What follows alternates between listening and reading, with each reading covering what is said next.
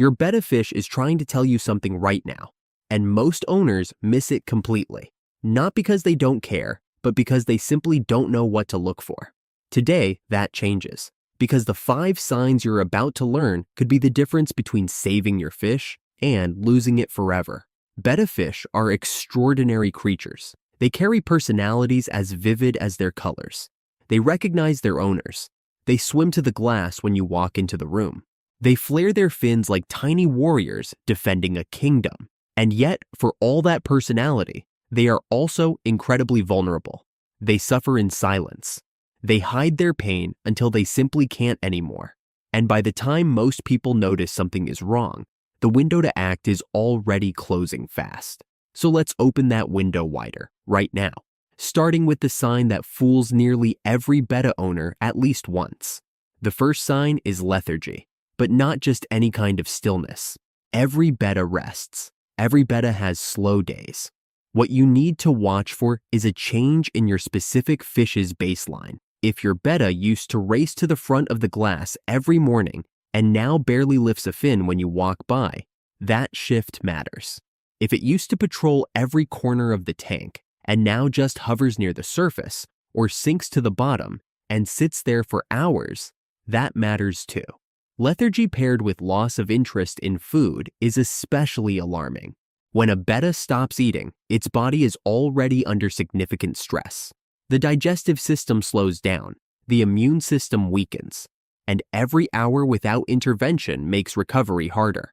If your betta has gone 2 days without eating and spends most of its time motionless, do not wait. Something is wrong. Now here is what makes this tricky. Lethargy can be caused by many different things. The water could be too cold. Bettas need temperatures between 76 and 82 degrees Fahrenheit, and anything below 74 will slow their metabolism dramatically, making them appear sick when they are really just cold. The tank could have an ammonia spike, which is essentially like your fish breathing in toxic gas every single second. Or there could be an internal infection developing quietly in the background. The cause matters, but the urgency is the same regardless.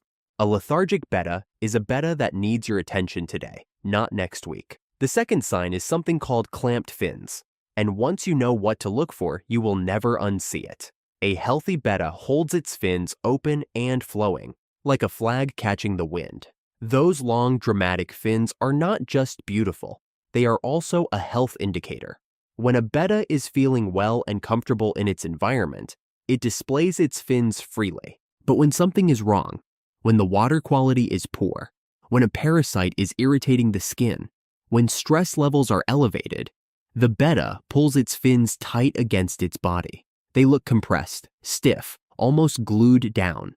Clamped fins are one of the earliest warning signs a betta will show, which makes them incredibly valuable to recognize. They often appear before any other symptom becomes visible, before the fish stops eating, before it develops visible lesions or discoloration. The fins clamp first. So if you notice your betta swimming around with its fins tucked close rather than flowing freely, treat it as an early warning siren. Do an immediate water test. Check your temperature. Look closely at the fins themselves for any fraying, holes, or darkening at the edges that could indicate fin rot beginning to take hold. Fin rot, by the way, is one of the most common diseases in betta fish and one of the most preventable. It starts as a bacterial or fungal infection at the edges of the fins. The tissue begins to deteriorate. The edges turn ragged or discolored, and if left untreated, it works its way toward the body. A betta can recover fully from early-stage fin rot with clean water and appropriate treatment. But advanced fin rot that reaches the body becomes life-threatening fast. Clamped fins are often the first chapter of that story. Recognizing them early lets you change the ending. The third sign is one that many people find unsettling to look at, and for good reason. It is called pine coning, and it describes what happens when a betta's scales begin to protrude outward from the body, making the fish look puffed up, almost like a pine cone or a tiny bloated balloon. This is the signature symptom of a condition called dropsy, and dropsy is serious. Dropsy is not actually a disease in itself. It is a symptom of organ failure, most commonly kidney failure, that causes fluid to build up inside the fish's body cavity. The pressure from that fluid buildup pushes the scales outward, creating that distinctive pine cone appearance. By the time visible pine coning occurs, the internal damage is already significant. That does not mean you should give up. Some bettas do recover from dropsy, especially when caught early and treated aggressively with Epsom salt baths and antibiotics. But the prognosis is difficult, and honest betta keepers will tell you that dropsy is one of the hardest conditions to reverse. What makes dropsy particularly heartbreaking is that it is often triggered by accumulated stress over time. Poor water quality, inconsistent temperatures, overcrowding, or repeated infections that were never fully treated can all weaken a betta's immune system and organs to the point where dropsy develops. If you see your betta's body looking rounder than usual, if you notice any scale protrusion even in just one small area, look closely from above. If the scales are sticking out in that pine cone pattern, act immediately. Every hour counts with dropsy. The fourth sign is one you might catch during feeding time, and it is deeply telling. Watch how your betta approaches food. A healthy betta is an enthusiastic eater. It will dart to the surface, snatch a pellet, and immediately come back looking for more. When a sick betta tries to eat but spits the food back out repeatedly, or when it approaches the food and then turns away without eating, something is interfering with its ability or desire to consume. This can indicate digestive issues, internal parasites, or mouth problems. Mouth rot, also called columnaris, is a bacterial infection that can cause white patches or tissue damage around the mouth, making eating painful or impossible. But there is another eating behavior to watch for that is even more subtle, and it is connected to constipation and bloat, two very common and often underappreciated issues in betta fish. If your betta looks slightly swollen around the abdomen but does not have protruding scales, it may be constipated or experiencing bloat from overfeeding. Betta fish stomachs are approximately the size of their eye. They need very small measured portions. Overfeeding is one of the most common mistakes betta owners make, and it creates a cascade of problems: poor water quality, digestive blockages, and in severe cases, swim bladder disorder. Swim bladder disorder brings us to a behavior you might already recognize. A betta that struggles to stay level in the water, that floats sideways near the surface, or sinks helplessly to the bottom and cannot swim up, is showing signs of swim bladder dysfunction. The swim bladder is an internal organ that controls buoyancy. When it is not working properly, the fish loses its ability to orient itself in the water. This can be caused by constipation pressing on the organ, injury, infection, or a birth defect. In many cases, fasting the fish for 2 to 3 days, followed by feeding a small piece of a cooked deshelled pea, can help resolve constipation-related swim bladder issues. But persistent swim bladder disorder requires closer attention and possibly veterinary guidance. The fifth sign is perhaps the most overlooked of all because it involves something that most people consider completely normal. It involves the betta fish's bubble nest. Male betta fish build bubble nests at the water's surface, collections of tiny air bubbles grouped together, a nest they construct instinctively in preparation for breeding. And here is the thing.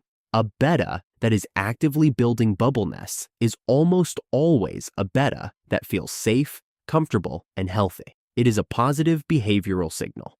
So the sign you need to watch for is the absence of bubble nests in a fish that used to build them regularly. When a betta suddenly stops building bubble nests after a period of doing so consistently, it often signals that the fish is experiencing stress, illness, or a significant change in its environment that it finds threatening. Think of it as your betta withdrawing from its normal routine. It no longer has the energy or the sense of security needed to engage in that instinctive behavior. Combined with any of the other signs we have talked about today, the disappearance of bubble nest activity is a meaningful piece of the puzzle. Now, let's bring all of this together with the one thing that every single sign on this list has in common. Every one of them, the lethargy, the clamped fins, the pine coning, the abnormal eating, the disappearance of bubble nests, every single one of them is made worse by poor water quality and made better or even prevented entirely